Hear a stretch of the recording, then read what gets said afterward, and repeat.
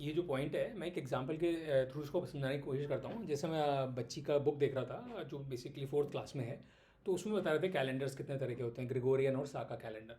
अब ये इसकी टेबल दी हुई है। अब क्वेश्चन आ सकता है क्या क्या डिफरेंसेस हो सकते हैं दोनों कैलेंडर्स में, क्या क्या डिफरेंसेस होते हैं। और ये इन्फॉर्मेशन दी हुई है, तो ऑब्वियसली बच्चे से आप एक्सपेक्ट कर रहे हो कि बच्चा ये इन्फॉर्मेशन याद करेगा। अब ये देख करके सोचो कि क्या ये इन्फॉर्मेशन बच्चा याद कर सकता है। और याद करने वाले कर भी लेंगे। मैं बचपन में था, मैं याद कर जाता। मेरे अंदर बहुत पैशन था, बहुत मोटिवेशन था, मेमोरी बहुत स्ट्रांग थी, और मैं कर जाता। जो जुनून था बेसिकली, मैं कर जाता। लेकिन आज की डेट में मेरा बचपन दोबारा आया तो मैं कभी नहीं याद करूँगा इसको। इसलिए नहीं याद करूँगा क्योंकि मुझे अब समझ में आ गया कि अपनी कैपेबिलिटी को ये सोच समझ के डिप्लॉय करना पड़ता है। ये नहीं कि आपके अंदर अगर ताकत है तो हर जगह आप पेड़ों पर लटक रहे हो, कूद रहे हो, बंदरों की तरह उछल कूद कर रहे हो, पत्थर उठा रहे हो। राइट, अपनी कैपेबिलिटी को वेस्ट नहीं करना है, एक गोल में लगाना है, उसका एक रियल यूज़ होना चाहिए। अब यहाँ पर 12 महीने हैं साका कैलेंडर के, वैशाख चैत्र ज्येष्ठ वगैरह। एक बच्ची को या बच्चे को जो फोर्थ क्लास में है, उसको ये सब जानने की कोई ज़रूरत नहीं है। चलो उसको 12 महीने याद हो गए ग्रेगोरियन कैलेंडर के, क्योंकि वो तो पता ही होते हैं।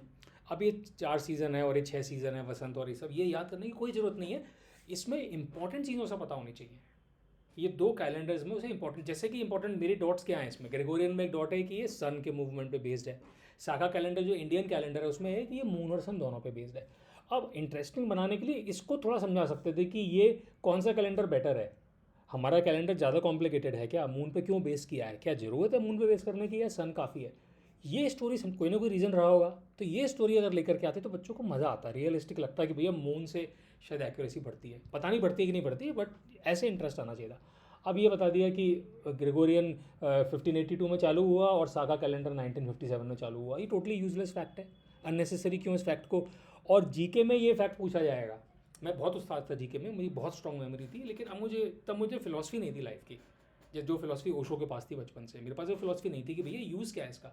अब आप रट के बैठ गए कि वो 78th ईयर में चालू होता है और 1957 में चालू हुआ, और किसने, मेघनाथ साहा ने चालू किया।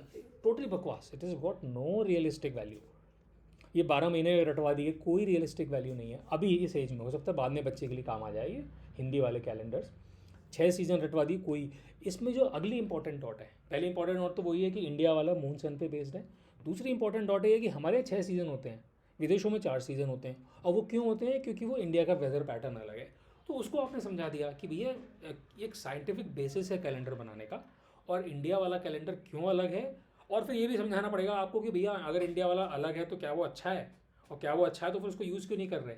और चाइनीज़ वाला कैलेंडर चाइना क्यों इतना सेलिब्रेट करता है चाइनीज़ न्यू ईयर। तो इससे बच्चे को मज़ा आएगा, थोड़ा जुड़ेगा वो पढ़ाई से।